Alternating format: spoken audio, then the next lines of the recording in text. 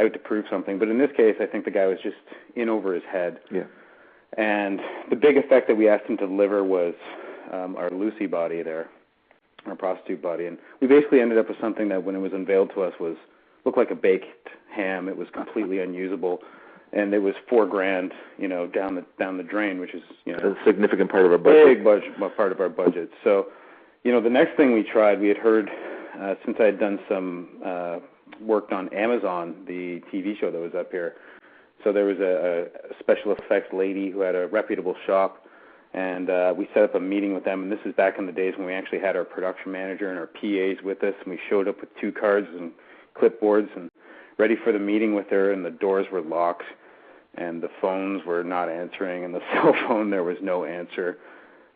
We were humiliated, basically sitting there. We actually found out only by chance a couple months later that she had actually gotten a hold and read the script and deemed it so horrible it should never be made.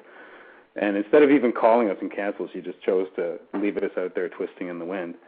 We ended up meeting Chris Bridges actually through just a friend of ours, Scotty, who said, "You got to meet this guy." I remember going into Chris Bridges' shop, and he's got his portfolio there, and we're looking through, and the first page is basically a girl in a tank top screaming, and I'm looking for the effect, saying, "Well, where's the prosthetic? I'm looking for like a gash on the or something."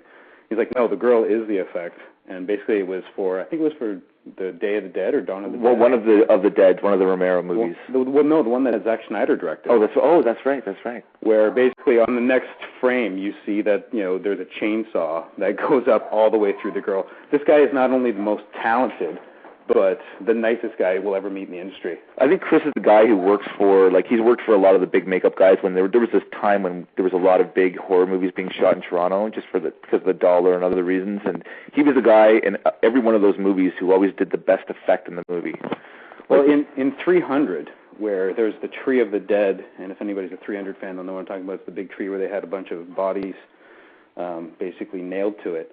They originally had in the budget that they were going to do a 1/12 scale, which Chris was responsible for, and then they were going to, after shooting that, they were going to build it up in full scale, 1:1. I remember going into a shop and finding all these Barbie doll type looking things that were freaking me out because they had, armpit hair and pubic hair and gashes on them. He did such a great job that Zack Snyder saw it and said, "Thank you very much, Mr. Bridges. We don't even need to build the big one now. You just saved us $100,000." Wow. I mean? The guy is super talented. He's just a major movie geek too. His house is surrounded by it. Every book he has, he builds robots in his spare time. He's just one of those guys, Yeah. He's just a brilliant guy who happens to be a sweetheart, and creatively he's amazing. We completely fearless. I'll tell you. One other thing too is we actually didn't even have the time lapse shot. I don't know how we thought we were going to get around it, but we didn't have that in the original script. I think we thought because we had done the Lucy body and sort of shown the big process early on, we could get around it. So Chris was wrapped. It was, beers, here you go, thanks very much. And I remember calling him and saying, "Here's what we're going to propose to do this thing." And he said, "I've never heard of it being done like that, but it sounds like it's going to work, so let's do it." And was happy to sit down there for 13 hours in a dank, smelly basement, which stunk of the syrup and everything else. Syrup, rotting meat, and 5 guys. And 5 sweaty guys. Yeah. Sure. He's fearless, and, he's my odds-on favorite from all of our pack of friends to win an Oscar. Yeah. Yeah. If there's an Oscar pool, he's the guy. He's the guy. Wow.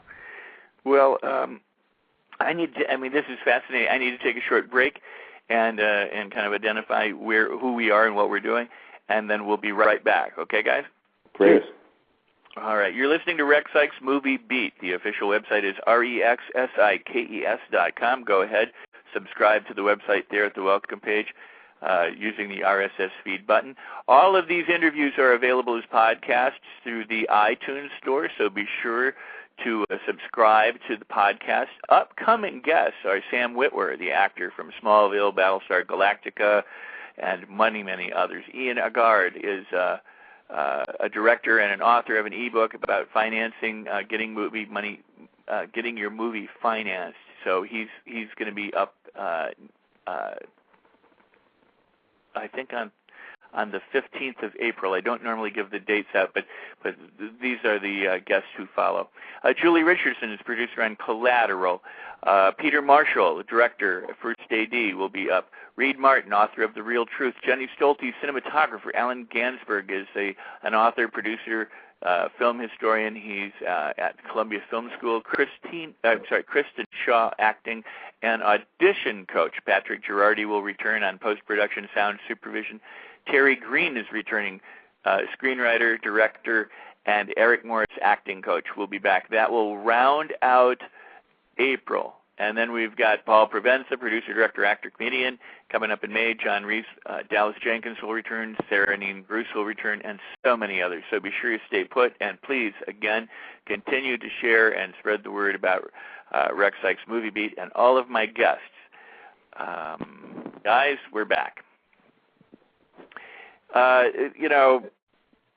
I don't normally, see movies and then talk about movies that I've seen on the show.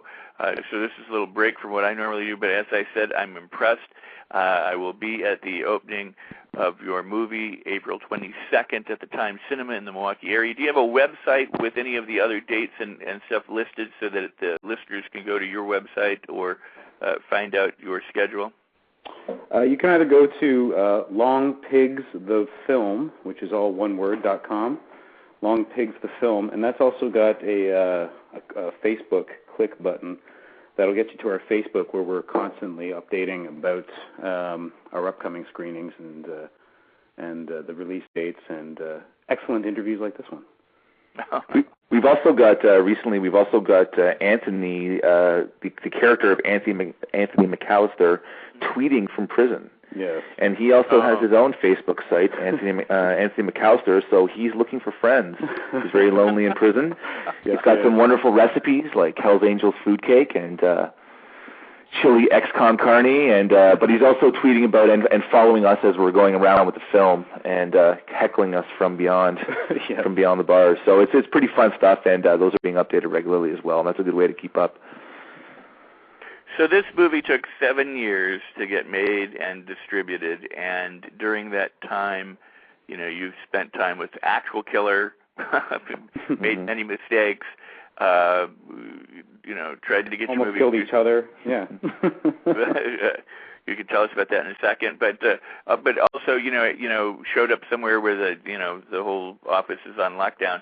But not only that, Chris, you were fired from a non-related editing job.